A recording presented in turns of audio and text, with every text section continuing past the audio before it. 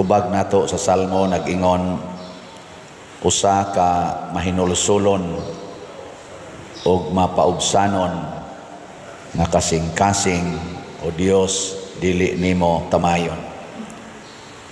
Lingay mong tupad, kumusta imong kasing-kasing? Tamayonon o dili? Sa nahitabo karon nga pagdakop ni former President Duterte pag naog yun sa airport gikan siya sa Hong Kong gahapon alas 9 buntag, unya gipalupad na siya ngadto sa Netherlands ba to, gisakay sa eroplano ngadto padong sa korte sa The Hague to sa Netherlands, kay adto kuno dito siya patubangon siyang kaso pagka mga alas 11 gabi na ay nagsyagit-syagit sa kalipay ng mga Filipinos, na asay nagsyagit-syagit sa kasuko o nang hilap ng mga Filipinos, pulos Filipinos. Lingay mong tupad, unsa imong gibati ani?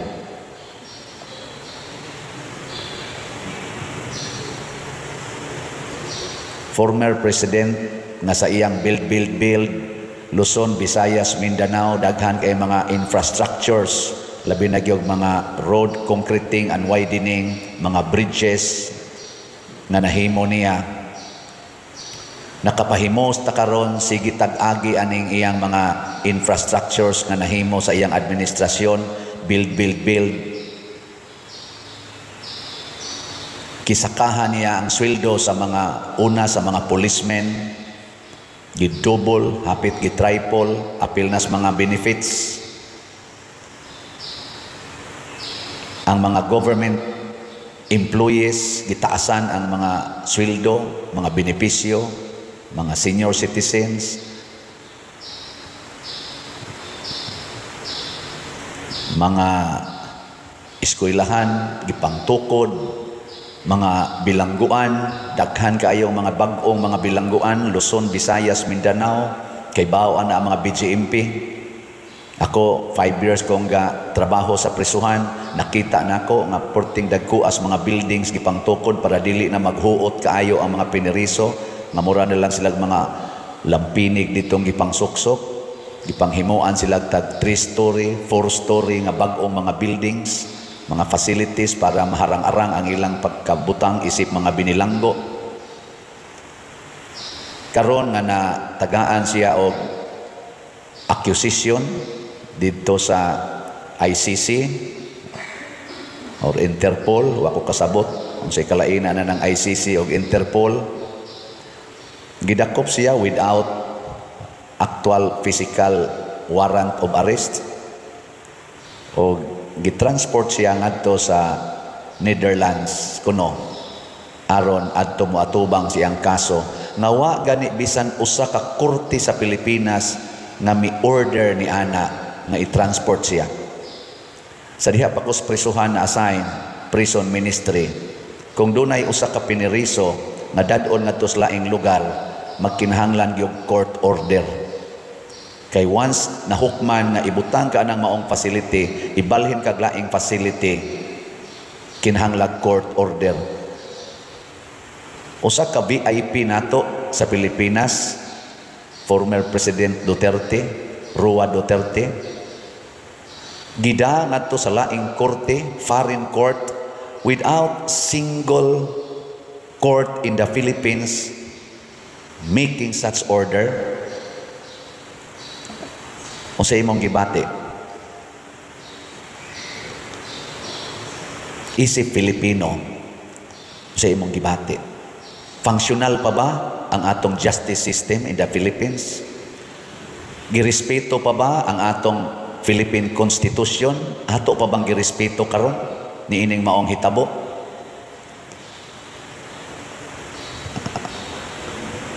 Doon na ba'y presidentes Pilipinas nga nagbuhat ani ngadto sa mga VIPs nga dunay dagkong kaso sama kanhi sa kaso ni former President Irap Estrada, former President Gloria Macapagal Arroyo, Giingon ba ani sila pagtratar sa ilang mga kaso nga giatubang sa una? Mao na diri sa atong unang pagbasa, ang hari sa Ninive bato o kasing-kasing. Iya sang gipatakdan ang iyang katawhan. Nahimo silang hardened sinners nga hasta ang Ginoo di na makadawat sa ilang mga sala. Pero ang Ginoo kay maluluyon man, mipadala gyapon siya og iyang mensahero. Gitagaan sila 40 days. Bisan gani si Jonas, kanis propeta Jonas, kaning gihisgotas first reading, wa na ni siya ganahi sa Ninive.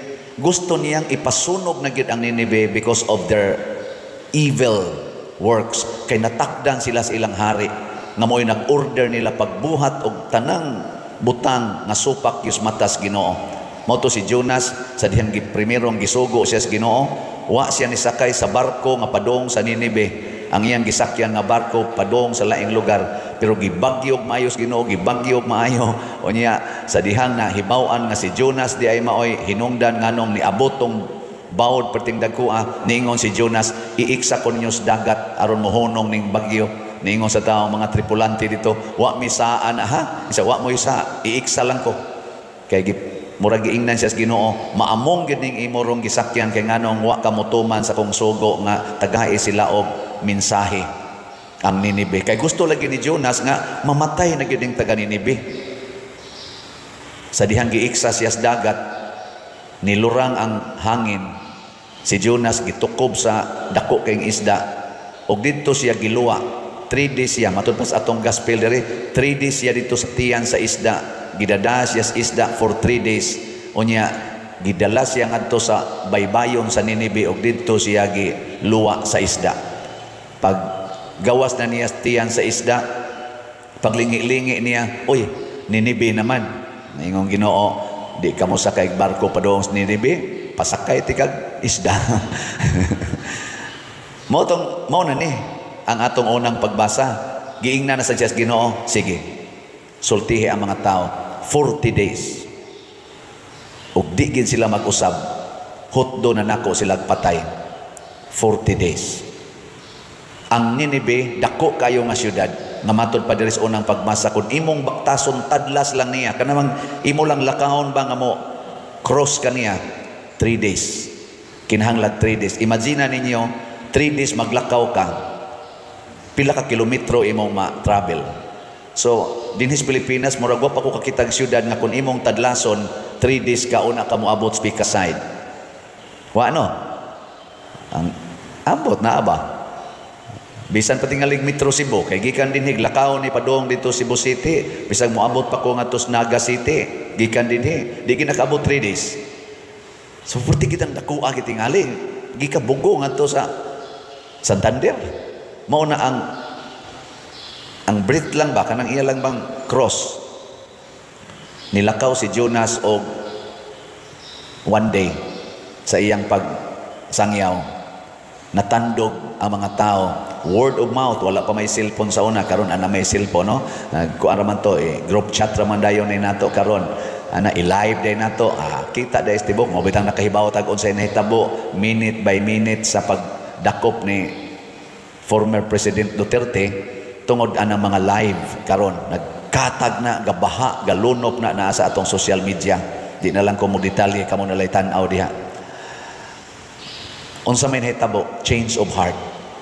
Ang mga tao nga nakadungog, naghinulsol, nagbasol, og ilang gisi ang ilang mga sapot, og nagsulob sila sako, wa na sila mukaon. Niabot ang maong notice ngadto sa hari sa Ninive, sa presidente sa Ninive, og ang maong notice nakatandog sad sa kasing-kasing sa hari. Iya sang gigisi ang iyang sapot, gihukas ang iyang harianong biste og naglingkod sa siyag sako o abo, nagpuasa og ni order pagid siya tanang mga tao hangtod sa mga bata, apil ng atong mga hayop, way kaon, way inom, maghinulsol tang tanan, pamasin nga maluoy ang Ginoo nato. Mao na ang Ginoo kay maluluyon man iyang gi-change ang iyang plano. Pero actually wa mo change ang Ginoo sa iyang plano. Di man sa ko ganahan mo ingon nga gi-change ang iyang plano. Ngano man gitagaan lagi niya 40 days. So within pagyapos planos Ginoo na kung maghinulsol ta in 40 days naagyoy kaayuhan nga moabot. Og tungod ato wa sila dayon nagpatay. As Filipinos, kining nang hitabo karon sa atong nasod, nalipay kang Ginoo ani? Nalipay kang Ginoo? Kaning mga Filipinos, atong mga kapwa Filipinos nga nagsigirog sayaw-sayaw, gasigig yes tungod kay nadakop na gyud, napriso na gyud si President Duterte. Nalipay kang Ginoo, kuyog ninyo. Kinisang na naghila karon og nangasuko, naluoy sa kang Ginoo ninyo. Ana ba? Kinsa maron ani ang dunay mahinulsulon og mapaubsanon nga mga kasing-kasing. Duha ka hitabo sa atong nasod nga makapa-attract nato. Impeachment sa atong Vice President dito sa Congress. Gibuhat nila within 9 hours. Na-impeach ang Vice President sa Congress within 9 hours. Di ba? Guinness Book of Record.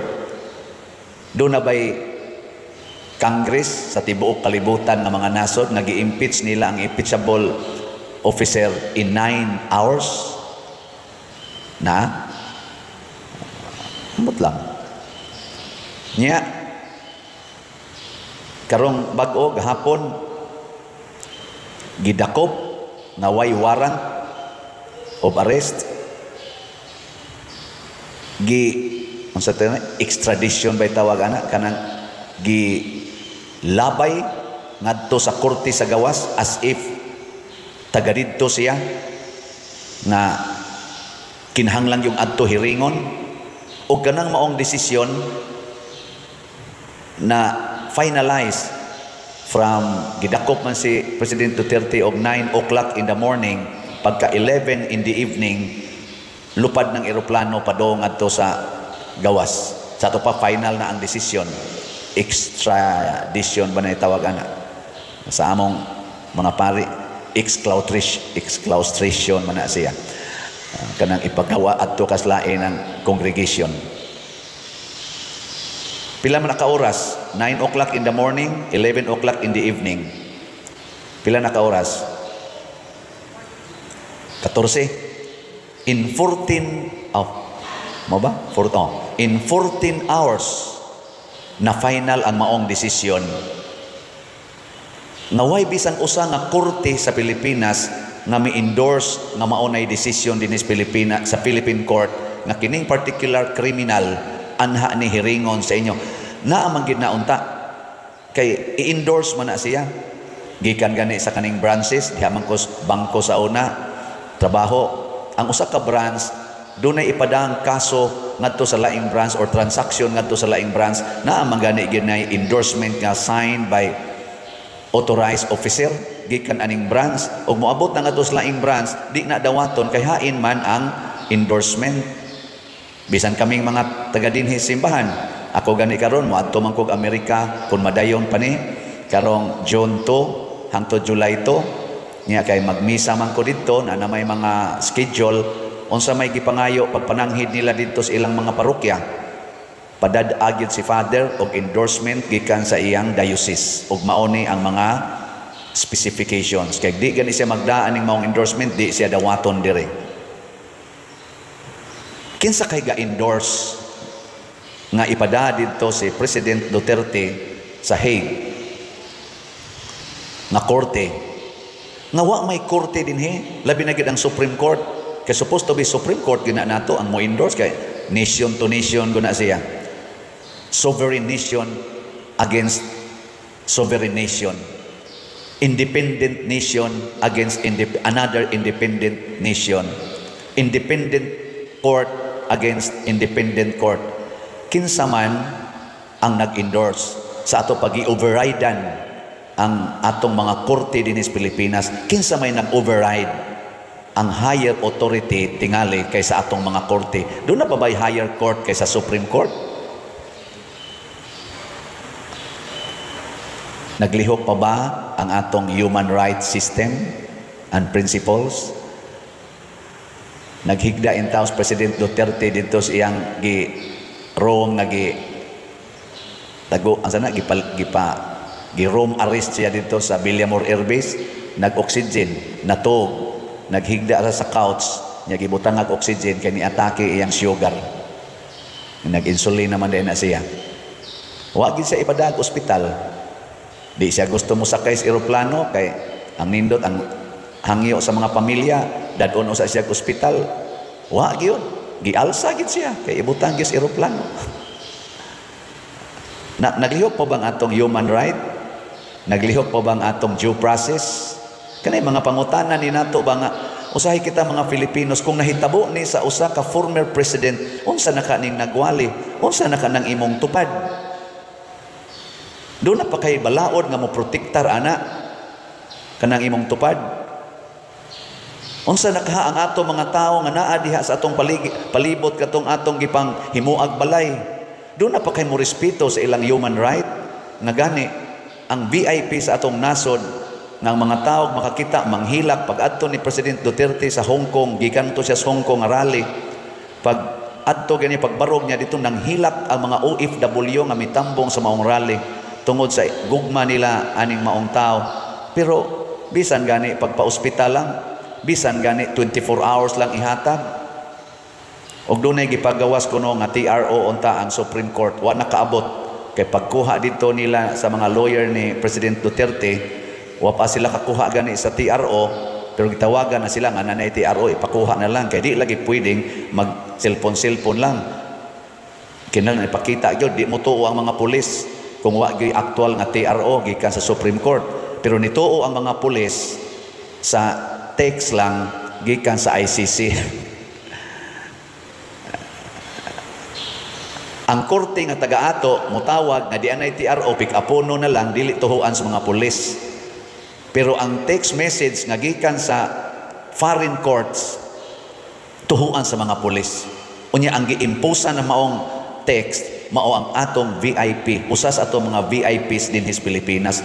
Doon na pabay mandate o force ang giingon, we are here to serve and protect the Filipino people.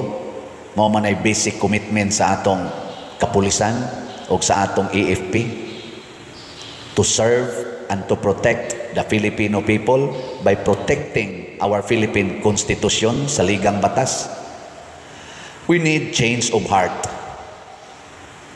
Mao na isip inyong parish priest o isip representative sa atong Catholic Church, akong iwali ni di ta maghuwat og 40 days, di sa ta maghuwat og 40 years. Let us have change of our hearts. Ato na ning usbon atong kasing-kasing, hunongon na ni nato mga yawanong batasan kasina kaning ni ang gugmas kwarta, kani usara man gyud bottom line ani kwarta o gahom. Gailog ta sa kwarta o gahom, which is the root of all evils. Kwarta o gahom. Hilingay mong tupad. Ing namay pag-ipalit na lang ni natugtanan atong kwarta og slots. Ina. Sige tagtigom ani mo sangko tas kagubot. Sige tagtigom ani sangko tas kagubot. May pag-ato na lang ning ipalit og slots. Nya ipangtukod tanig balay, ipanghatag tanig mga pagkaon. Di ba? Pero ako isip usa ka tawo o usa ka leader, musaludo jud ko ni former President Rodrigo Duterte. Una, pag-ingon gyud sa iyang anak, wa lagi warrant katong ana-ana na sila dito, naa man nakuha man sa kanang video sa live, wa lagi warrant, asang warrant. Ingon sa President Duterte ni Hong sa ay ayaw lang naalagi, naay warrant, relax lang. Naay warrant. Katawa-katawa ra siya. iya jong giparelax ang iyang family. Ana, pag istorya sa niya dito nga padung sa isa kay eroplano ang siya, ako ning kuan ninyo ha kay basig wala na koy chance nga mo lecture ninyo ani. Ikaw tore nagkuan raman ka, nagtuman raman ka sa imong kana ganing katungdanan, pero anang pamalandungi sa dinyo ba nga unsa may akong kaso, unsa may mga legal basis nya inyo kung ipadangad to anang naang kuan kana ganing kurtiha nga wa may legal basis. Unya gawas pa din aman ta membro dito. Timan ini ninyo ha. Duna ni dakong kanang dangers kuno ingani pagkasulti ba. Tanawal niyo social media. Iya rang gimaymayan, iya rang gilecture. Wa gid siya mangisog. Kalma ra gid siya. Nya tanaw-tanaw pa niya siya ay kung tanaw-tanaw kay di ko mudagan, di ko mo excuse unsa pagutay excuse nga ni ana man ta dinhi. Nya matud pa sa istorya gipusasan gid siya. Dili na lang unta papusasan. Ingon siya, sige lang, pusasi lang.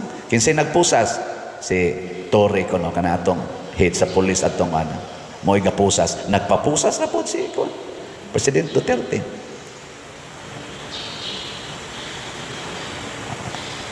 Di ba? Dalaygon nga buhat. Wa gani siya mo ingon sa mga tao, magkuan ta, mag people power ta. Ang iya ra gyud, kalma, kalma. Agion ta ni, atubangon ko ni. Og iya na nang gibalik-balik pagsulti, ako'y siluti ninyo. Similar to this. Ako'y siluti ninyo. Kanang tanang gibuhat sa mga pulis, ayaw na sila file kaso. Ako mo i-file kaso kay og nagtuman sila sa akong sugo, ako mo inyong silutan. Iya sang giduphan karon, ayaw mo, kalma mo. Iyang giingnan sa diyang pamilya, kalma lang mo. Muagi kita sa due process. Iagi tani sa balaod.